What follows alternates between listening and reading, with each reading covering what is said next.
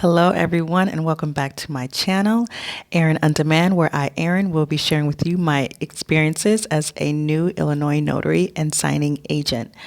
So let's get into it.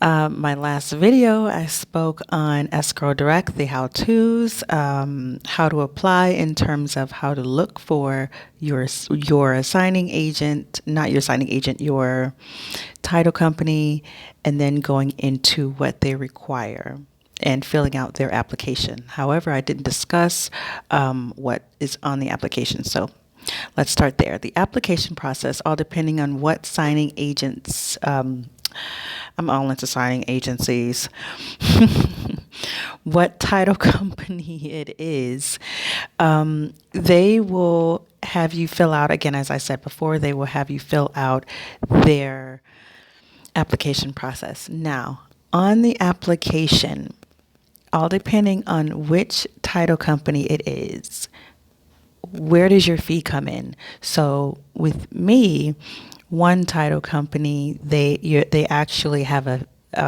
space for your fee. So you choose what your fee is and submit your application. You go from there. If you get business, you get business. If you don't, possibly it could have something to do with how high you put your fee. So secondly, other title companies will have a set fee that they offer. So applying for this title company, you will look at everything they require as far as submission, and then you look at everything that they are about in terms of fee. If this signing company, if this title company does not in fact open that to you, then you go from there. See here, talking about cancellations. So when it comes to cancellations, I've had two things happen. Either I was en route and I'm like over halfway there, and the client or the title company will call me and say, oh, there's been a cancellation. Or there could be where you get there and your client is thinking about it, maybe halfway through, and decide, we need to think about this. Or you could completely complete the signing and then they want to rethink it. Either way, it's a cancellation. So what your title company will do, what my title companies do, is they give you a travel fee. And it's called a fee because, again, you are an IC, not like ugh, not like that, but IC, independent contractor. And so as an independent contractor, the travel fee is something that they pay you as a fee for your travel. Now, if you've picked up your documents from the title company, then the travel fee is all you'll get if there's a cancellation. If you have printed out your documents, then you'll also get a what's called a print fee, which means you've used your own paper, your ink, your tools at home, and so they're going to pay you for that as well. And then you can just call the title company and say, oh, okay, I'll have a travel fee for this signing instead of my whole fee. How much is your travel fee, by the way? And they'll let you know. I've had both happen before. And a lot of this information, I'm just asking the title company. I'm like, you know what? I talked to... They know me by name. So the person who schedules or offers me appointments, I'll say, hold on, let's chat for a little bit. Tell me this, tell me that. What's in your brain for a little bit, Get some information about the people you are hiring to do business with. Get information. Get all the information you can. Ask questions. Let's see what we got here. This one instance I want to tell you about going into the signing. It started off fine. then once we got to how much the um, the monthly amount would be, how much the closing costs to the borrower would be, how much the interest, they were really unsettled about it. And they had to call their lender, I had to call the title company. It's all about communication. So calling, it's a good thing. At least you're very open to communication and not rushing the borrower into doing something you want them to do just to sign the paperwork so you can get paid. Don't be about that. So this couple was really, they said, all these numbers are wrong. And my first response was, if you're not comfortable, do you not want to complete the signing today? It's okay. You have to be most comfortable. And she said, let me call my lender. And she called the lender.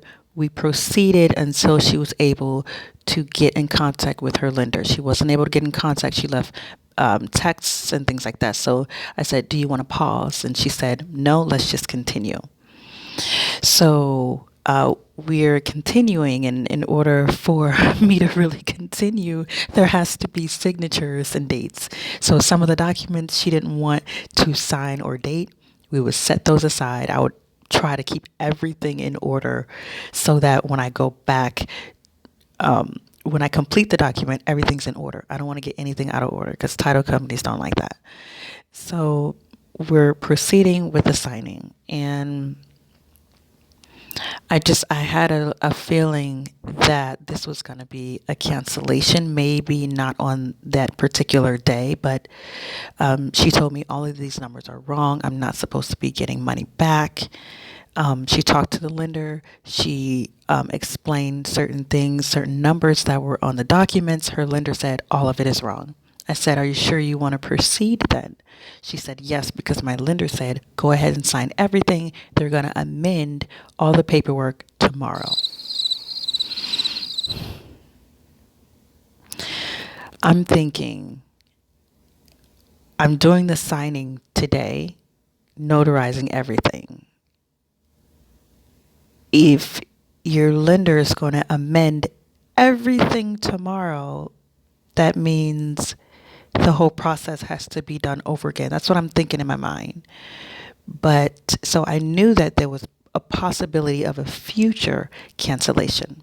There was nothing I can do about it. I did assure her that she does have, of course, right to cancel, but I didn't use that to my benefit, saying, "Oh yeah, you should sign everything because at least you have 3 days to cancel." Just so I could get paid. No, it's not. You need to make them feel as comfortable as they can. Okay? Do right by your clients. Okay? I'm going to do right by my clients.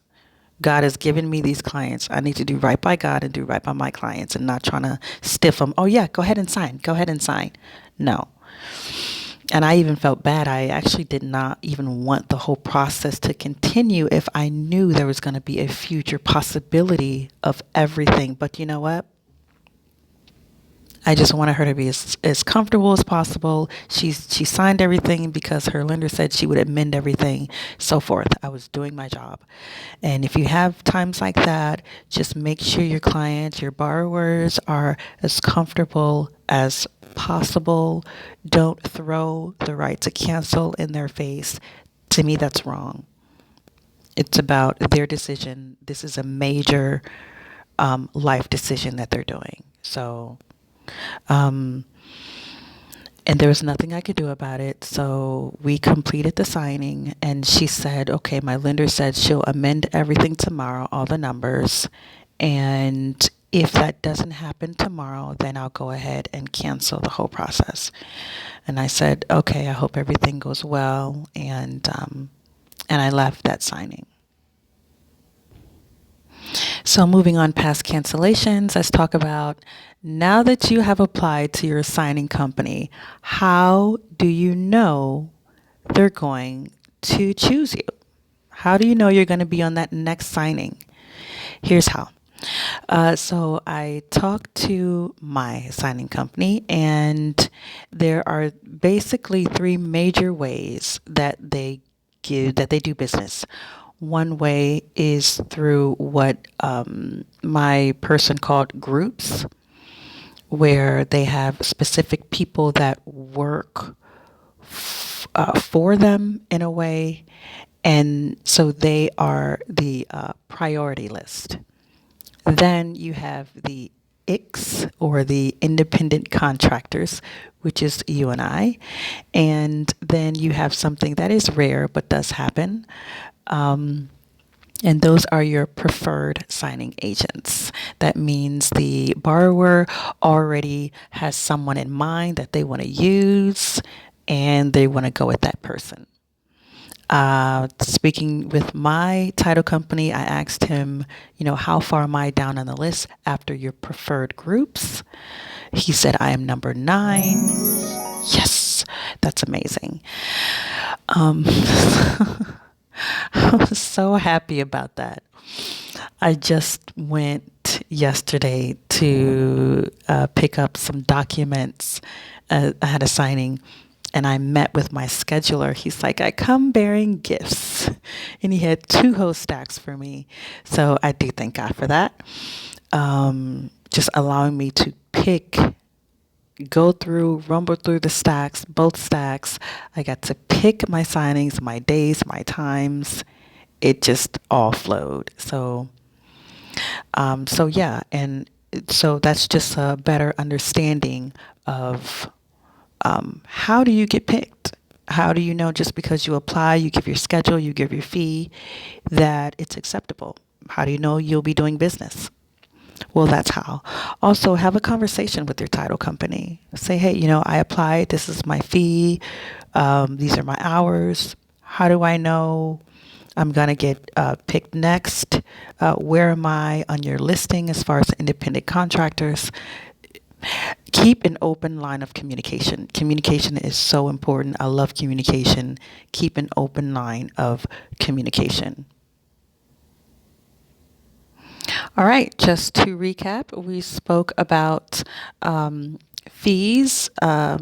If you have a cancellation, your title company should offer you a travel fee if you've already been there, or if you have been en route on the way there and you have to turn around, they should offer you a travel fee.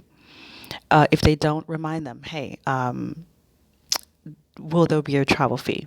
Also, if you have printed out your documents, add an additional print fee with that travel fee. It may come out to almost how much you are charging for the assignment. It may not, all depending on your price.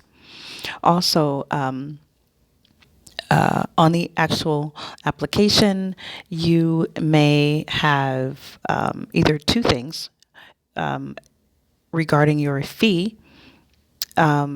You may have where you have an area that you can place how much you will charge them to do business, or you may have an area where they offer, giving you information of how much they offer per assignment. It's up to you. Continuing with cancellations, if you know that there may be a future cancellation, just be kind. Make sure your clients are as comfortable as possible. There's nothing you can do about it. If they want you to proceed, continue to sign the paperwork, continue with the signing, and there's nothing you can do about it. That's their choice. That's their choice.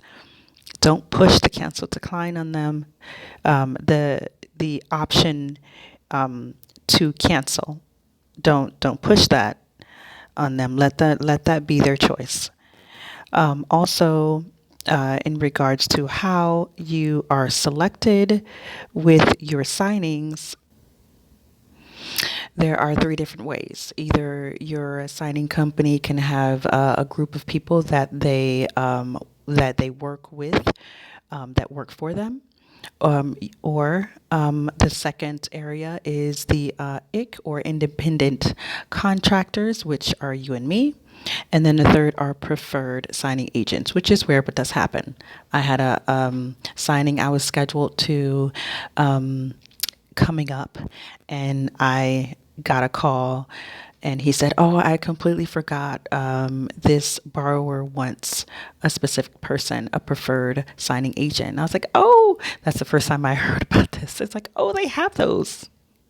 So that's going to be my next form of research, how to become a preferred signing agent. How do you go about that and things like that. So thank you for joining me, Erin OnD-mand, where I, Erin, have shared my experiences with you. Please share your experiences. What experiences do you have with Escrow Direct?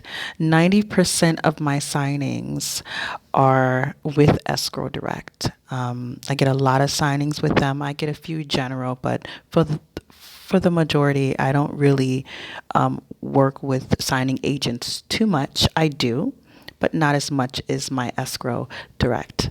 Until our next video, thank you for watching Erin OnD-mand. Bye.